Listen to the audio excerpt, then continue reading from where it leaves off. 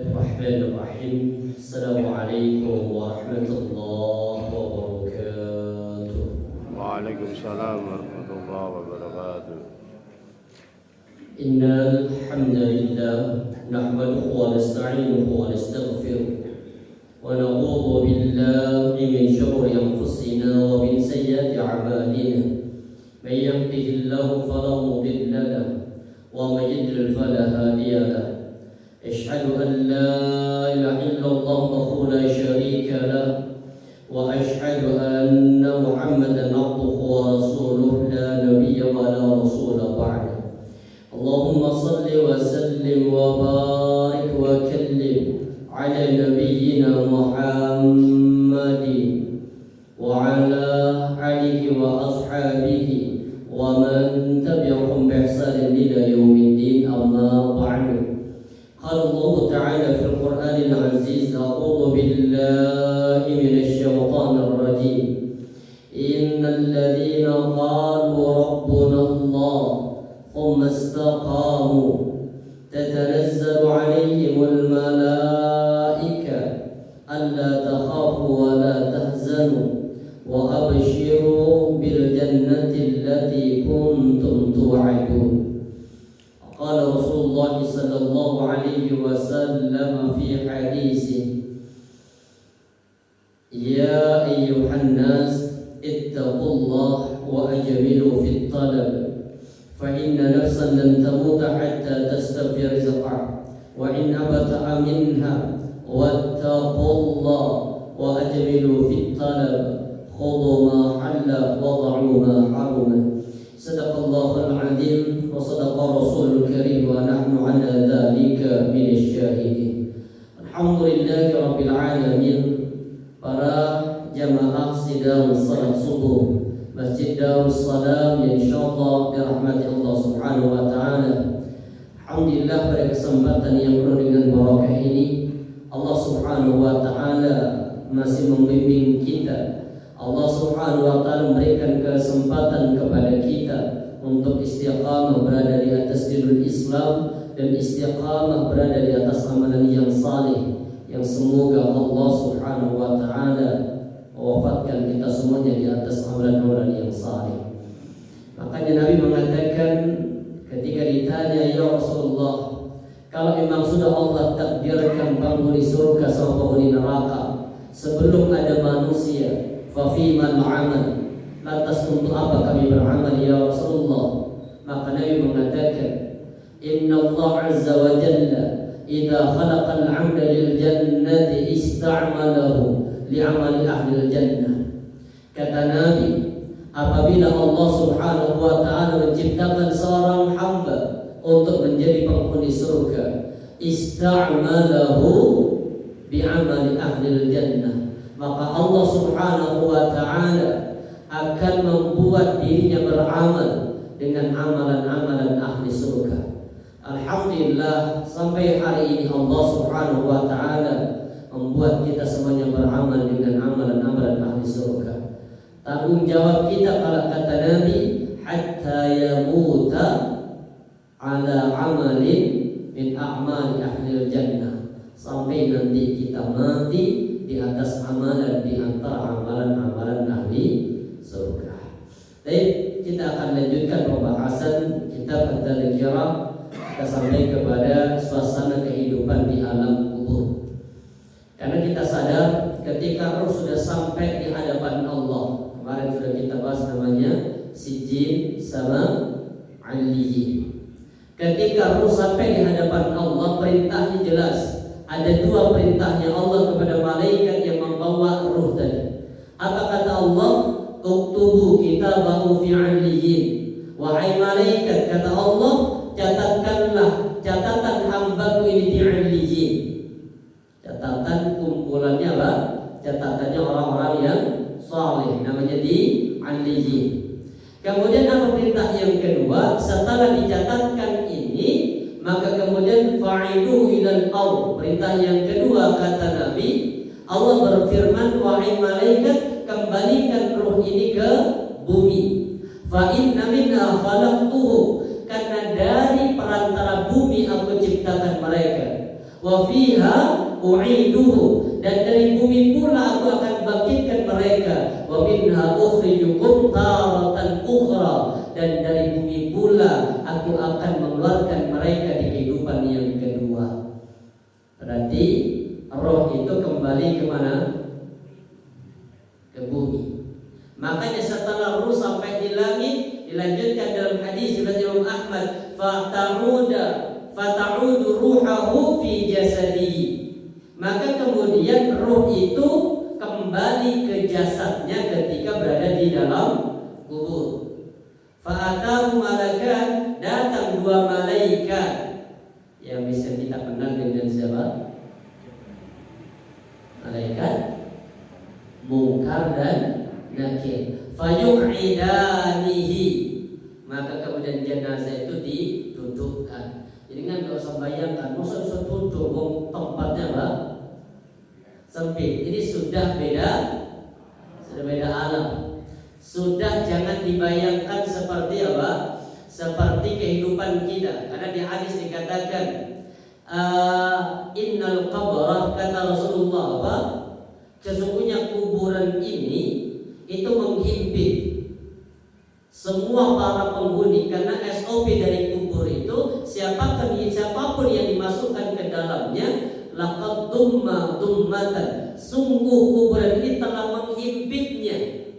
Tsumma furrija'an, kemudian setelah dihimpit, kalau dia orang yang saleh maka himpitan itu akan dilepaskan. Tapi kalau dia tidak saleh atau orang kafir, ketika dihimpit, himpitan itu akan semakin mengeras, himpitan itu akan semakin menguat sampai menjadikan tulang rusuk orang yang di dalam kubur itu sampai kemudian bertemu, bahkan sering bersilangan gara-gara apa ya? Himpitannya yang semakin kuat. Kemudian dicek, ada orang meninggal, itu orang Nasrani. Kemudian setelah dikubur ternyata apa ya? Petinya masih utuh, berarti enggak. Jadi sudah beda ini, sudah beda apa? Sudah beda alam, maka nanti akan juga terjadi perbedaan. Yang disiksa itu fisiknya apa? Rohnya, itu di pandangan ulama terjadi berbeda.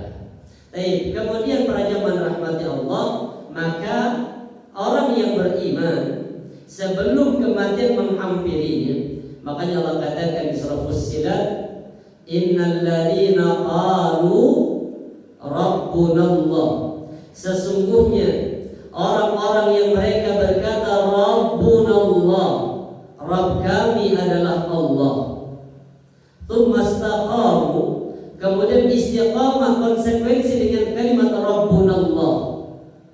Ketika kita semua sudah mengatakan rabbunallah, pertama kali kita mengatakan rabbunallah ketika kita masih berada di alam ruh.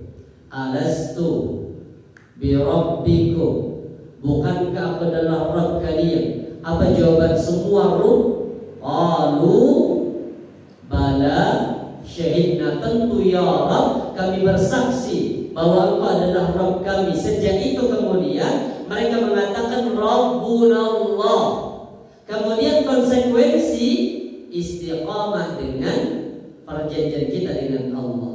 Kalau sudah istiqamah sampai menjelang kematian dia masih istiqamah, maka Allah mengutus malaikat, tatanazzalu alaihimul malaika, maka kemudian turun, silih berganti malaikat turun.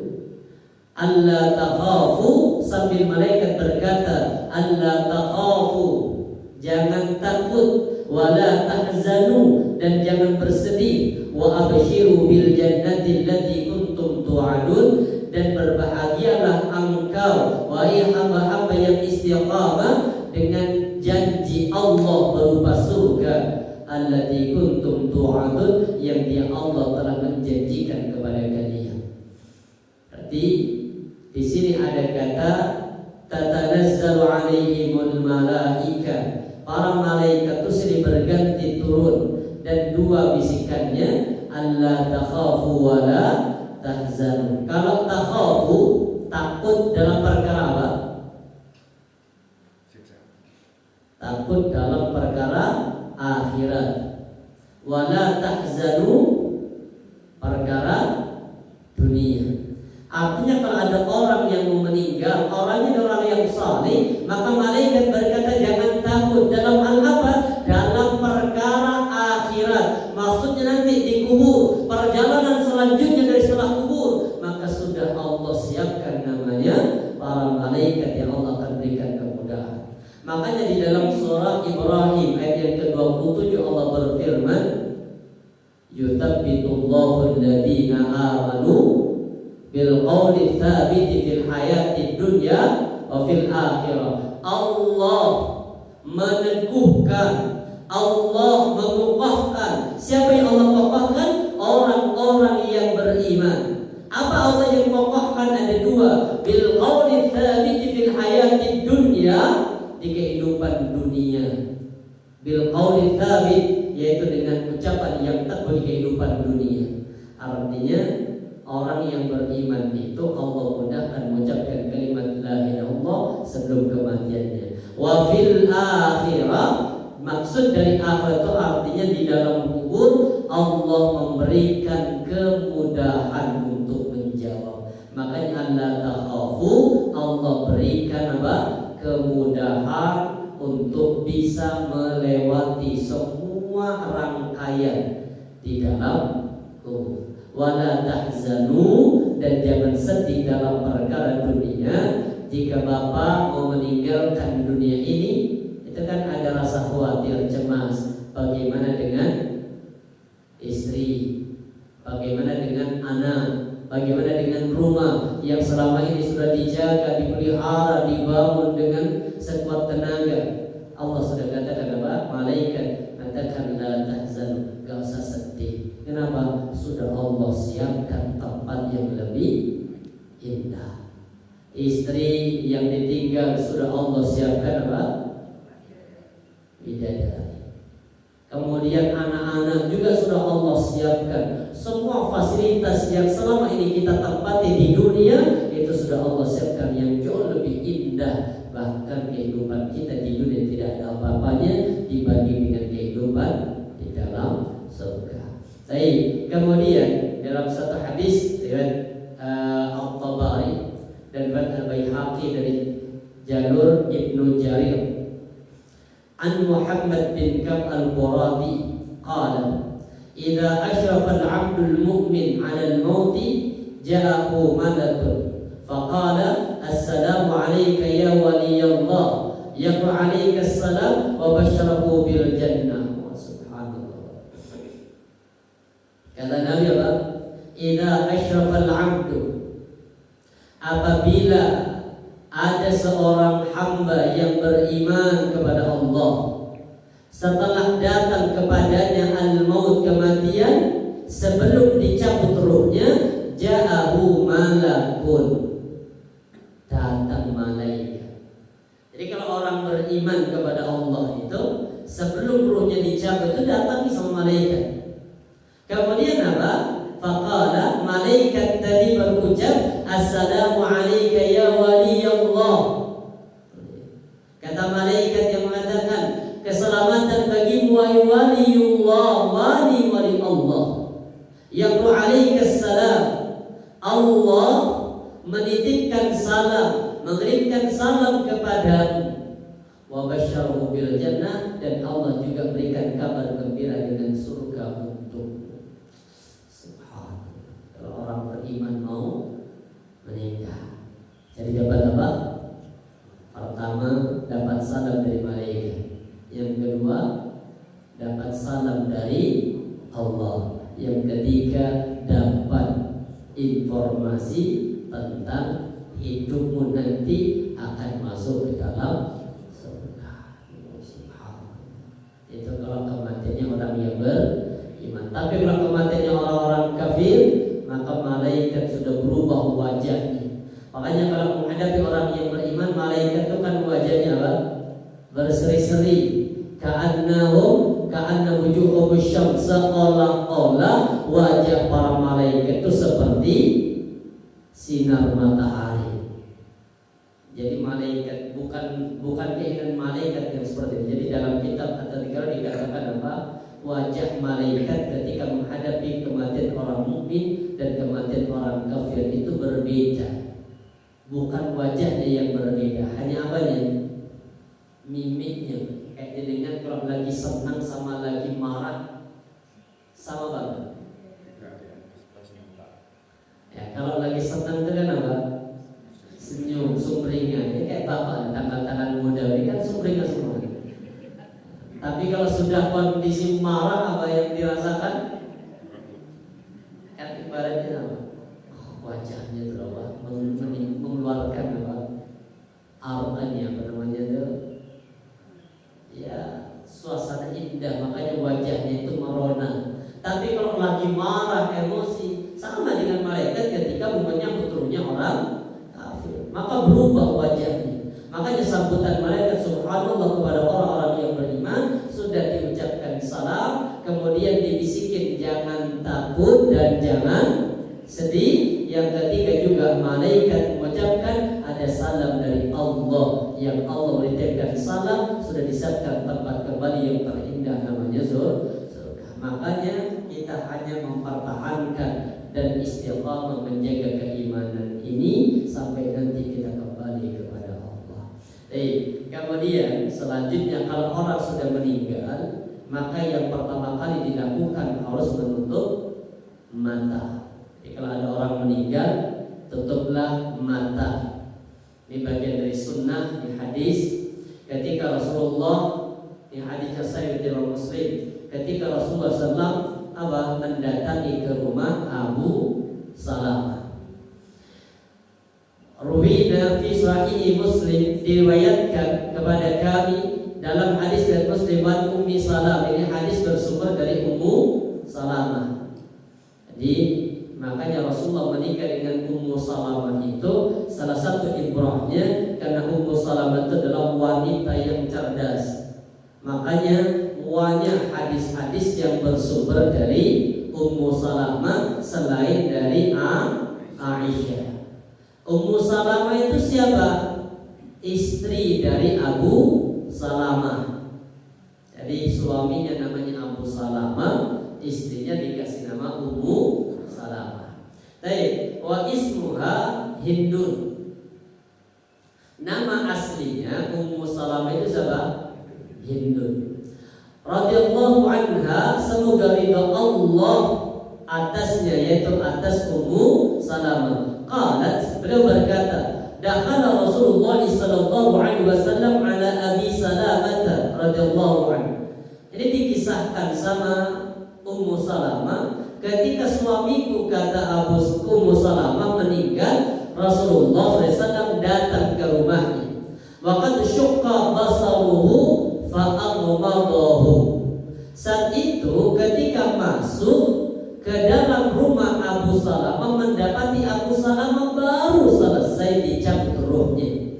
Kemudian Nabi maqala, Nabi menutup mata Abu Salamah dan berkata, innar ruha idza qubida ittaba'ahu al-basar. Sesungguhnya ketika ruh itu dicabut dalam diri manusia, ittaba'ahu al-basar, maka ruh itu akan diikuti oleh pandangan mata. Makanya disunnahkan apa? Untuk ditutup. Jadi sunnahnya Rasulullah, kalau ada orang yang baru meninggal, perintah pertama ditutup. Kenapa harus ditutup? Karena ruh itu ketika dicabut dari tubuh diikuti oleh pandangan mata, maka ditutup. Kemudian setelah ditutup, baru kemudian Nabi mengatakan fatajanasun min ahlihi. Maka ketika sudah ditutup, Rasulullah mengatakan, la tad'u ala anfusikum illa bi khairin, fa innal malaikata tu'ammaru ala ma taqulun. Ketika ada orang yang meninggal, maka jangan doakan terhadap diri kalian. Artinya jangan berbicara di tempat orang yang kematian itu illa bi khairin, kecuali perkara yang baik. Kenapa? Kenapa enggak boleh ngomong yang buruk di situ? Fa innal malaikat itu mengamini apa yang kalian ucapkan. Makanya kalau ada orang meninggal, mau dia orangnya baik atau tidak, biasanya dibicarakan orang tentang namanya kebaikannya. Kenapa? Karena bersamaan dengan aminnya para malaikat. Setelah itu ditutup, baru Nabi mendoakan. Ini nanti dengan praktekin, Mbak. Kalau jenengan takziah ke rumah orang dan jenazah belum dikuburkan, ini doanya. Nanti kan ada 3 itu tingkatannya. Mendoakan ketika jenazah masih belum dikubur. Yang kedua, mendoakan jenazah ketika baru selesai dikuburkan. Dan yang ketiga, mendoakan jenazah setelah lama dia dikuburkan. Kalau masih ada jenazah yang dipakai, Allahumma ghfir. Ini karena Rasulullah datang ke rumah Abu Salamah, maka Nabi menyebut dengan namanya. Nanti jadikan ganti nama siapa yang ingin doakan. Contoh nama yang meninggal, nama siapa? Ahmad. Tinggal ganti namanya. Allahumma firli Ahmada warfa' darajatahu fil mahdiyin wa akhlif fi 'aqibihi fil ghabirin waghfir lana wa lahu ya rabbal alamin wafsalahu fi qabri wa nawwir lahu fihi. Kalau di hadis yang lain beda, artinya sama. Apa kata Nabi? Allahumma ighfir li abi Salamah warfa' darajatahu fil mahdiyin wa nawwir lahu fi qabri wa wasi' lahu fi qabri wa akhlif fi 'aqibihi. Hafal dua-duanya? Atau dua-duanya belum? Terus kalau jaringan takziah baca apa di rumah orang yang kematian? Inna lillahi wa inna ilaihi. Terus habis itu ngobrol kapan dikubur. Apa yang penting kan? Padahal pertama kalau ada orang jenazah masih di situ, jaringan doakan. Ini perintah dari Nabi, sebagaimana beliau mencontohkan ketika kematian Abu Salamah. Abu Salamah itu meninggal setelah peristiwa perang Uhud. Di peristiwa perang Uhud itu beliau banyak terkena anak panah, banyak terkena sabetan pedang, tapi tidak meninggal di lokasi. Beliau masih sempat dirawat sama istrinya. Makanya kemudian ketika mendapati tubuh beliau semakin lama semakin melemah, beliau berwasiat pada istrinya, wahai istriku, aku pernah mendengar Rasulullah, kalau ada orang di antara keluargamu yang meninggal, maka ucapkan inna lillah, habis itu kemudian berdoa. Kalau yang meninggal itu keluarga, artinya dari keluarga kita, maka doanya untuk diri kita. Apa doanya untuk diri kita? Allahumma, apa doanya? Yang minta nih,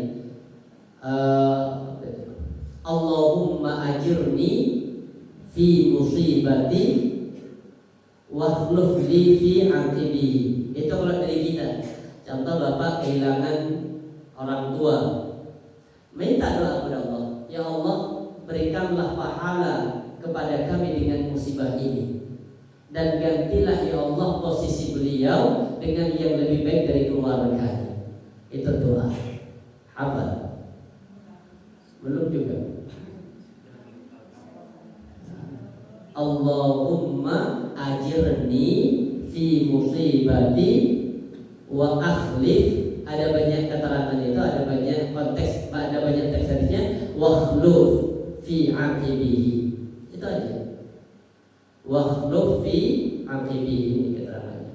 Jadi kalau kita yang mendoakan, kita yang terkena musibah. Tapi kalau yang terkena musibah orang lain, kita datang mendoakan si jenazah. Doanya apa? Ya ini 3. Allahumma ghfir, ganti namanya. Warfa' darajatahu fil mahdiyin, angkat ya Allah derajat beliau ya Allah fil mahdiyin, ke derajat orang-orang yang mendapatkan petunjuk. Artinya tempatkan ruh beliau ya Allah di illiyin. Irfa' angkat fi illiyin. Yang kedua, wakhluf fi aqibihi, dan gantilah ya Allah posisi beliau dalam keturunan anaknya. Artinya kalau yang meninggal ini orang saleh, maka kesolihan ini diambil perannya oleh anak. Maka Makanya kalau orang tua meninggal, biasanya dengan seringnya anak itu akan menggantikan posisi orang tua.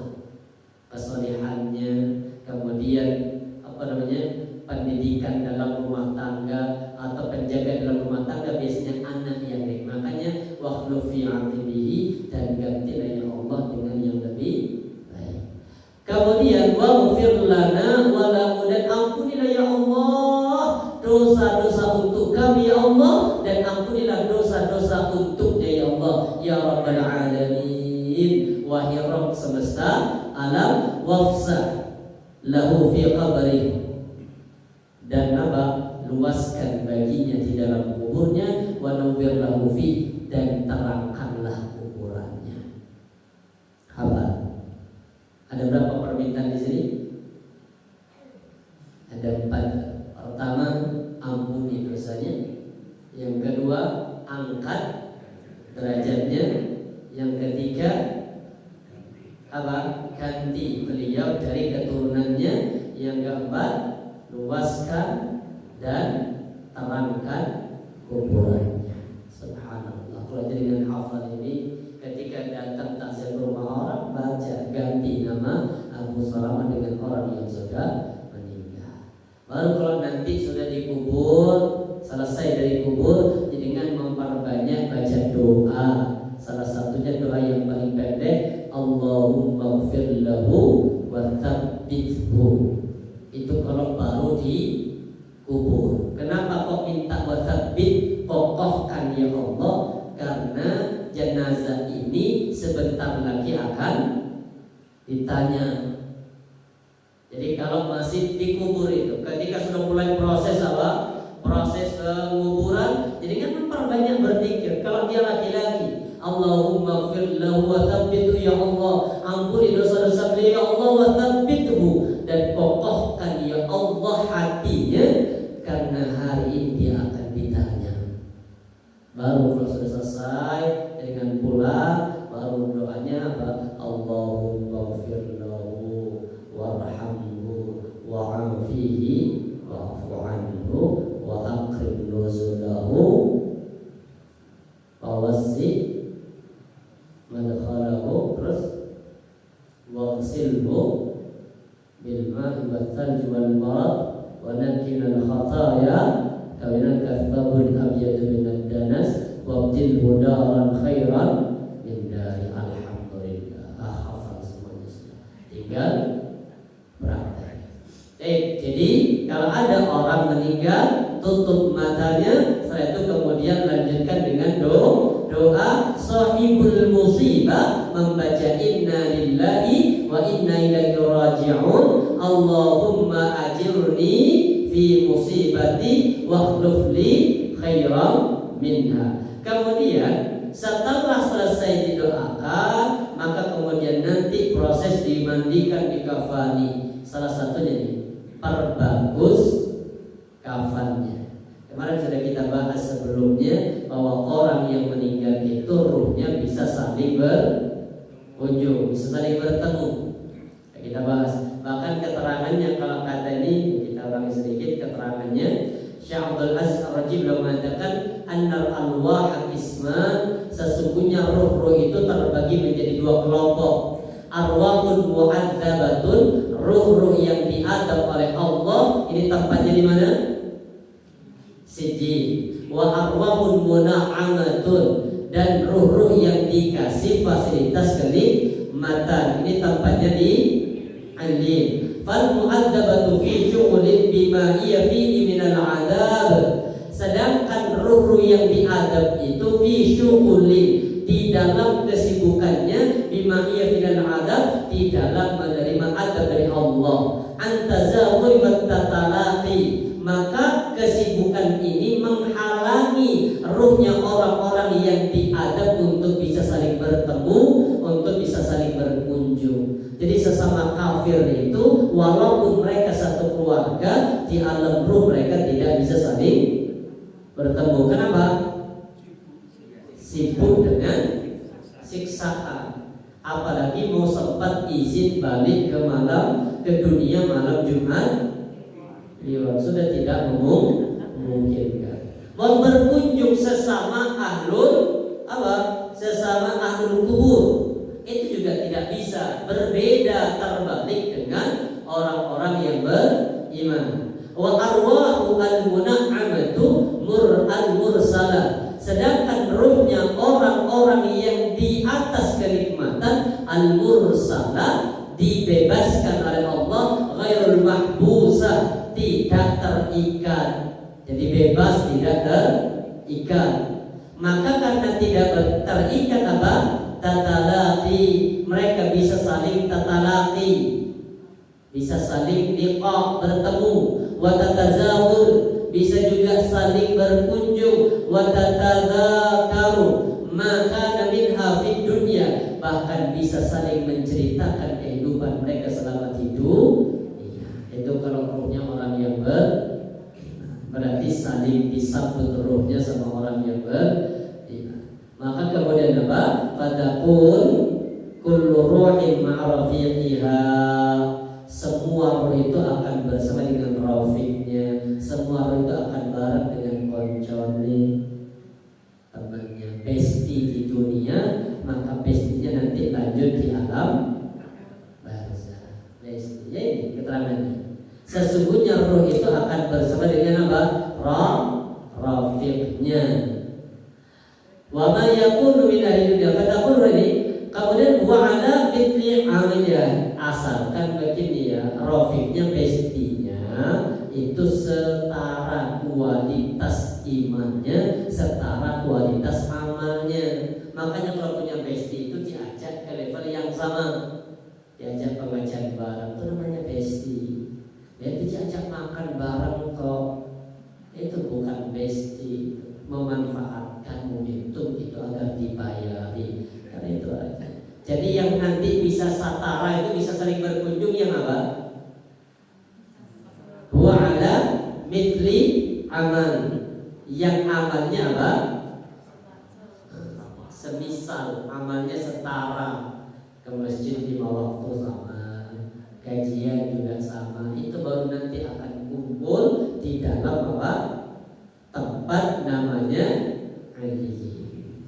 Kemudian faruhu nabiyina, maka ada ruhnya Nabi kita Nabi Muhammad SAW fil rafiqil a'la, beliau itu berada di tempat yang tertinggi. Kenapa di tempat yang tertinggi? Karena sesuai dengan kadar iman, kualitas amal solehnya. Baik. Kemudian karena bisa saling bertemu, bisa saling berkunjung, maka diperintahkan untuk memperbagus kain kafannya.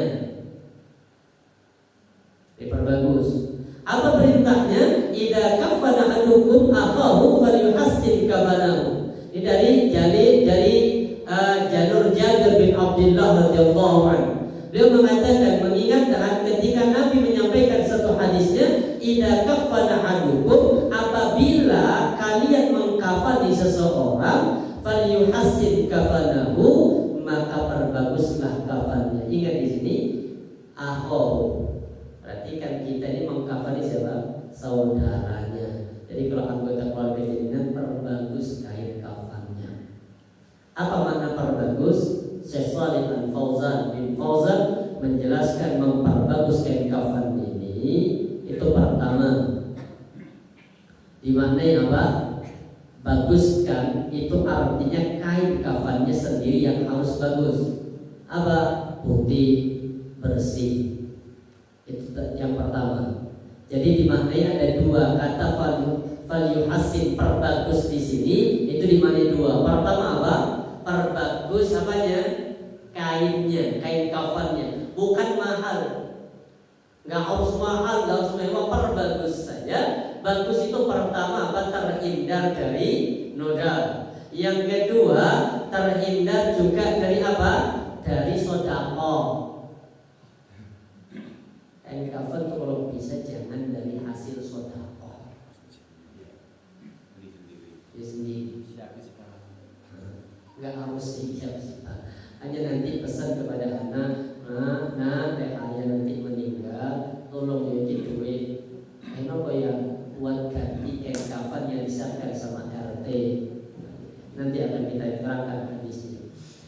jadi maknanya pertama perbagus jenis kainnya. Yang kedua, perbagus apanya? Tata cara membungkus. Artinya makna value asli itu ada dua.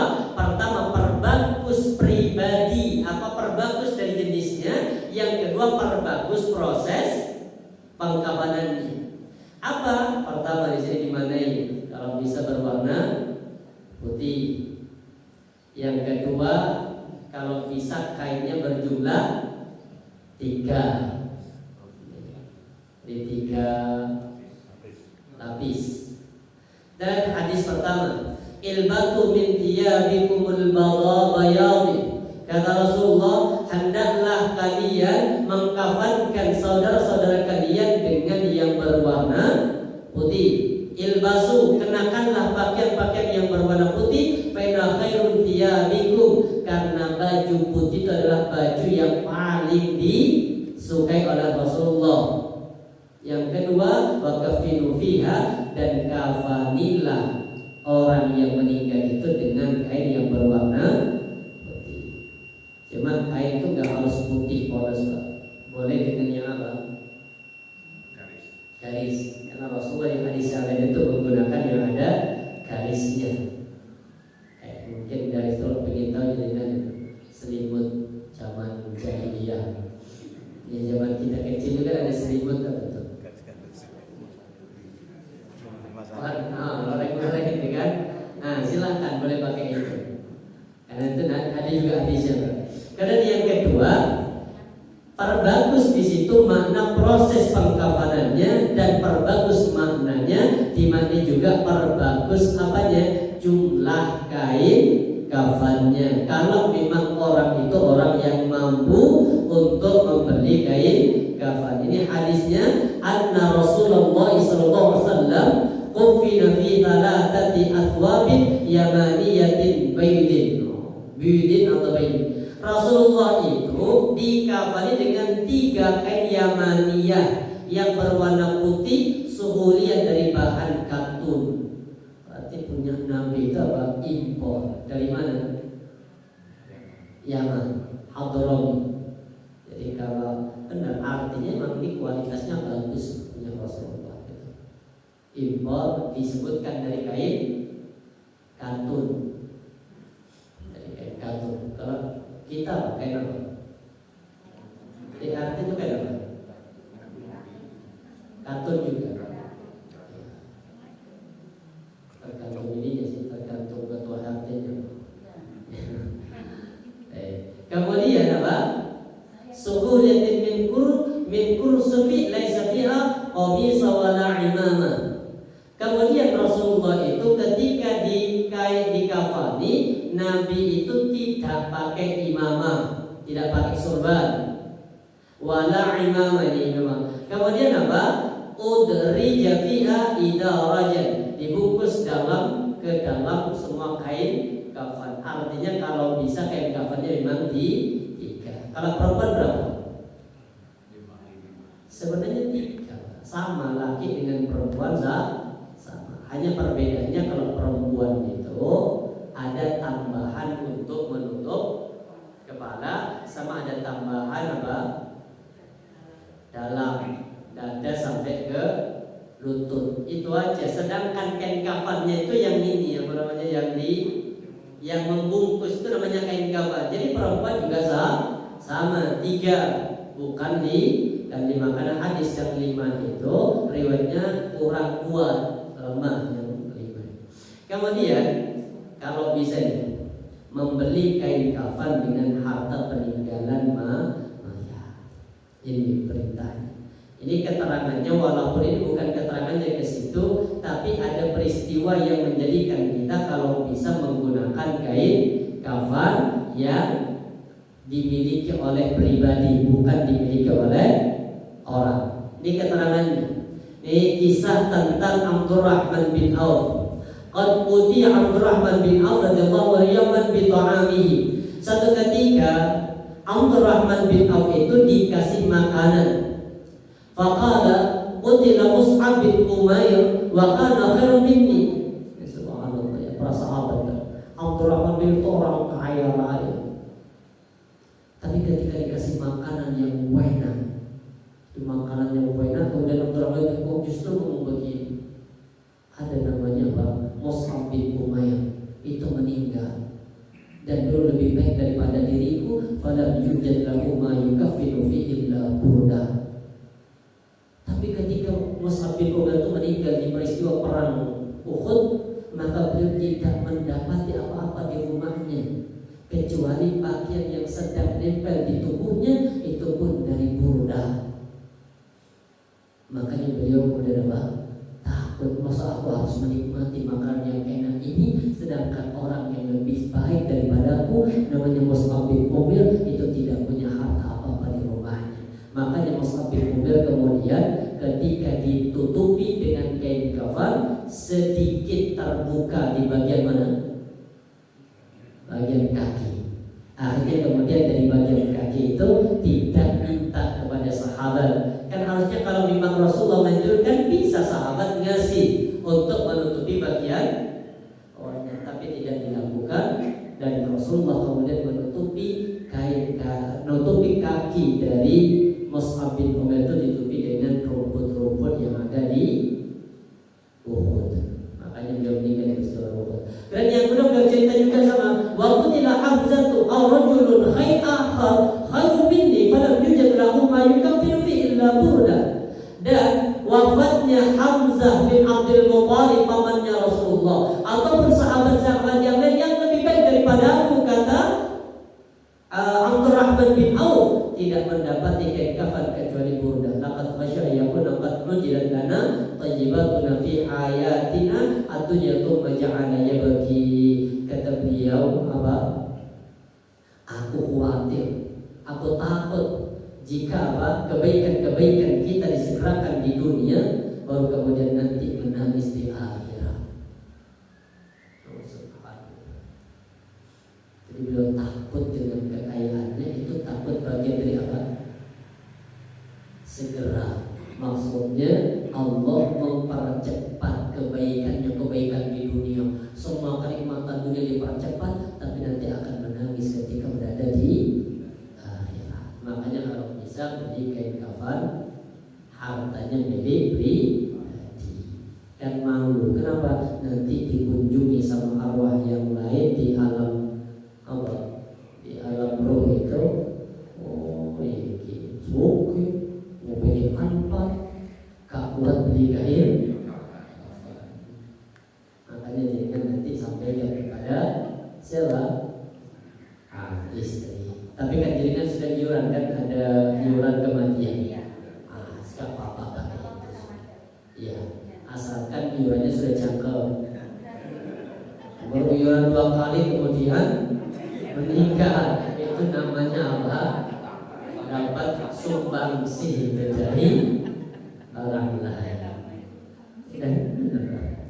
Makanya dihitung dulu, sudah jangkau belum? Berapa kali sudah itu? Baru 10 kali, 10.000, berarti 50 belum.